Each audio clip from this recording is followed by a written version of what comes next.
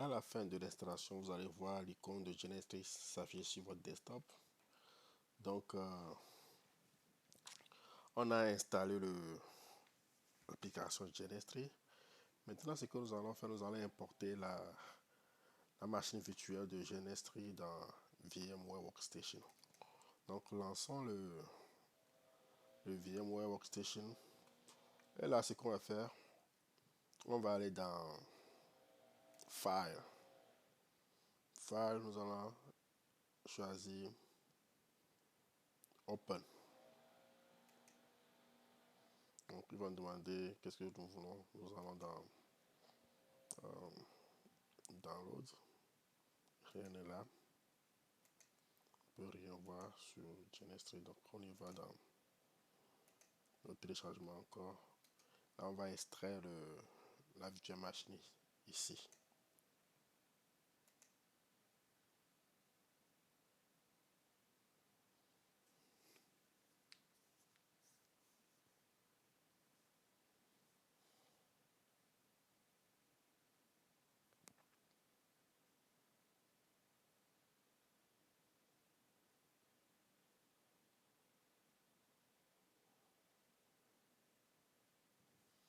Ok. Donc, retournons dans VMware et on peut cliquer ici aussi, créer new virtual machine. On peut cliquer dessus. Mais, ou je pense que le choix là est le mieux adapté. Et ça, et puis on le sélectionne. Et bon, l'installation va commencer. Et puis, importe.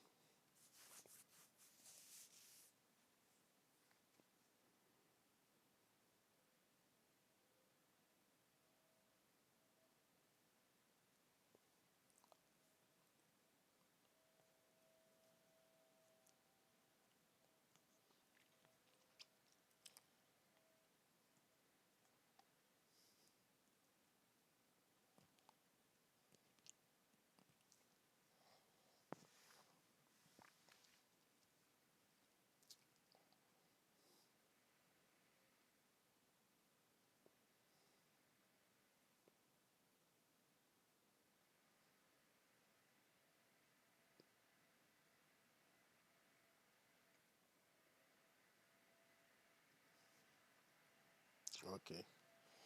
Donc, la virtual machine a été installée. C'est les caractéristiques de la virtual machine. Donc, ce qu'on va faire maintenant, on va se déconnecter de VMware Workstation Pro. Maintenant, on va lancer l'application GNS3.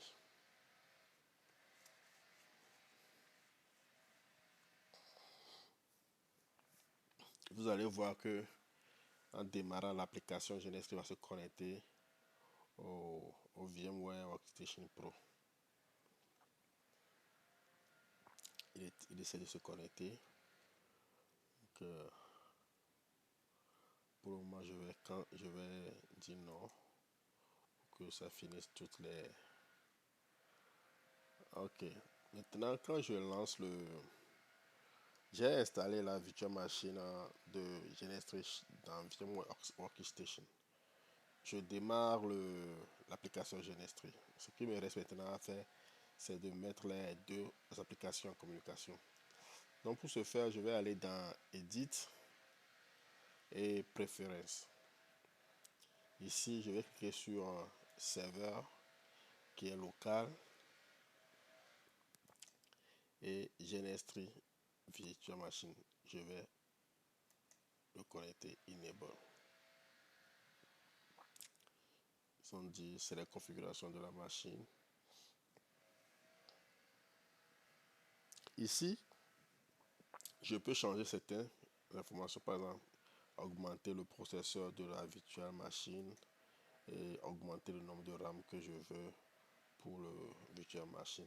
Ça dépend des genres de tests que vous prévoyez faire et quelles sont les configurations qui vous sont nécessaires. Donc maintenant, quand on clique sur Apply, vous allez voir qu'il va commencer par essayer de se connecter à Genestry et lancer la machine virtuelle.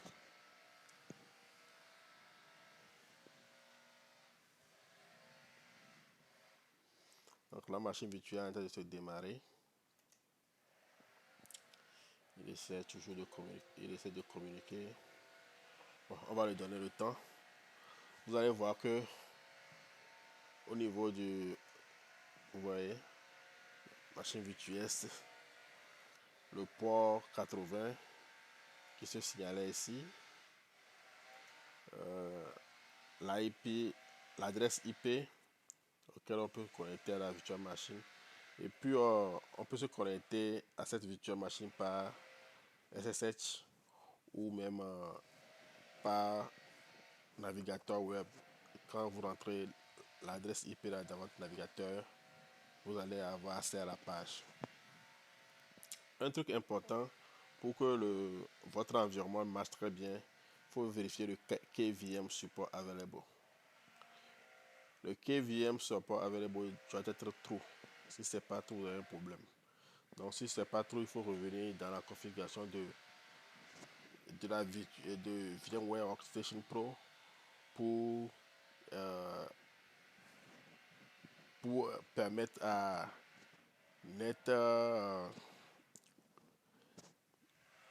Nested Virtualization.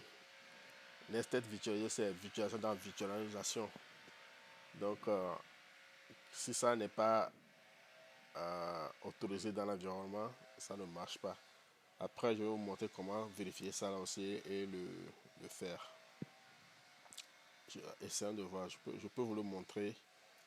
Allons-y dans le setting du virtual machine et le processeur.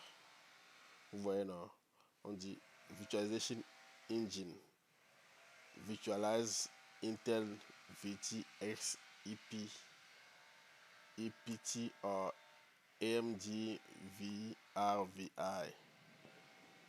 Si ceci n'est pas présent ou n'est pas enable, le KVM ne va pas fonctionner. Donc, faut chaque temps vérifier ça. Donc, du coup, on a notre Genestry maintenant prêt, opérationnel pour pouvoir faire nos boulots. Donc, vous allez voir que c'est la virtuelle machine Genestry qui est ici. Notre PC même, avec son processeur qui est ici. Donc,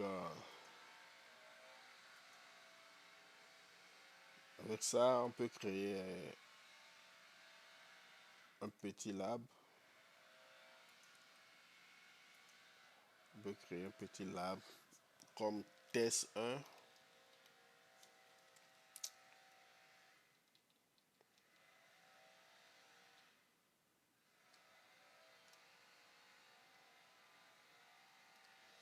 Comme test 1. C'est le nom du projet. Actuellement, je n'ai pas encore les virtual machines installées.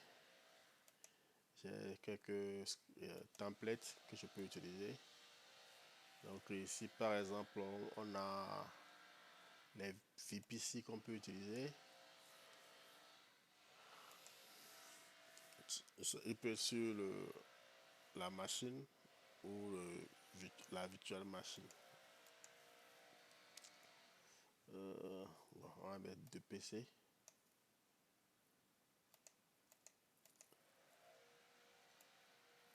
Et puis un switch.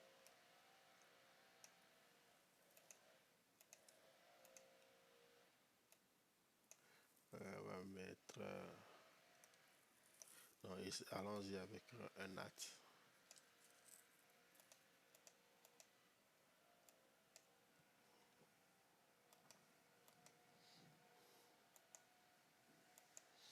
Un simple topologie qu'on peut utiliser.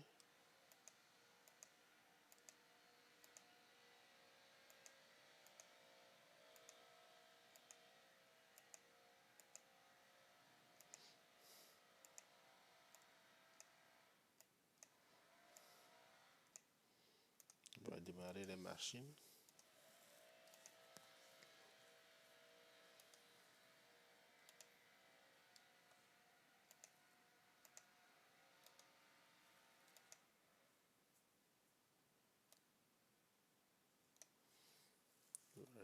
Welcome to Virtual PC Simulator version. VPC is a free software distributed under the term of the Becquerel license. Source code and license can be found at vpc.sfl.net. Ok. Donc ici, on peut vérifier l'adresse IP par la commande show IP. Donc le nom du PC PC1 IPMA mask gateway DNS mark 0. Donc on peut lui donner un IP adresse. On va essayer le DHP si vous voir si ça peut marcher. IP DHCP. Donc il est en train de communiquer avec ok, il va recevoir un IP adresse parce que les communications ont marché. Donc il a eu une adresse IP qui est DS 192 168 122 205 avec le gateway 192 168 même chose avec le PC2 IP DHCP.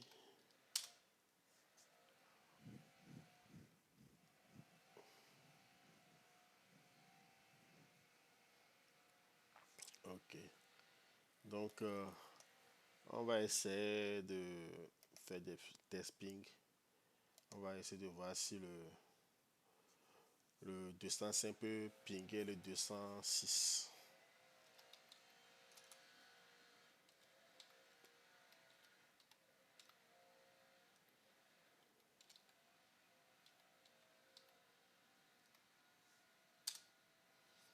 Ouais, on a reçu les réponses back.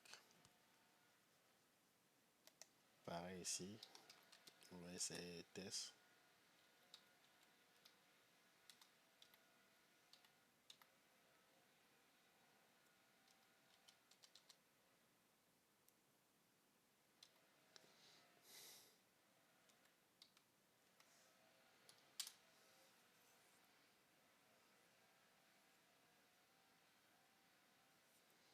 Donc vous voyez les tests ont marché. Ils ont reçu l'adresse IP du DHCP. Le NAT là est connecté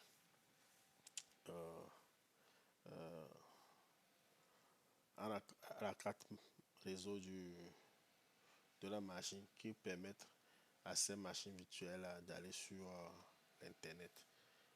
Par exemple, si je fais ping google.com,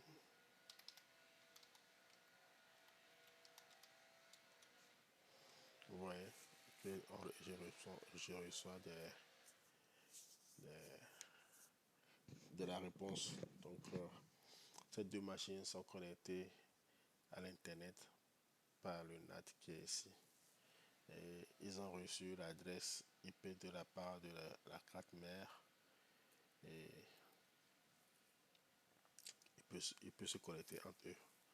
Donc c'est toute une petite démonstration pour vous montrer comment GNS3 fonctionne, comment on peut l'installer et comment on peut commencer par faire des tests. Des petits tests par machine. Déjà ici on a des templates qu'on peut utiliser pour faire des pings. Après je vais vous montrer comment installer les routeurs et les switches, certaines machines virtuelles et les appliances de sécurité, comment les installer et comment jouer GNS3. Merci pour m'avoir suivi. À bientôt pour les prochaines séances. Merci.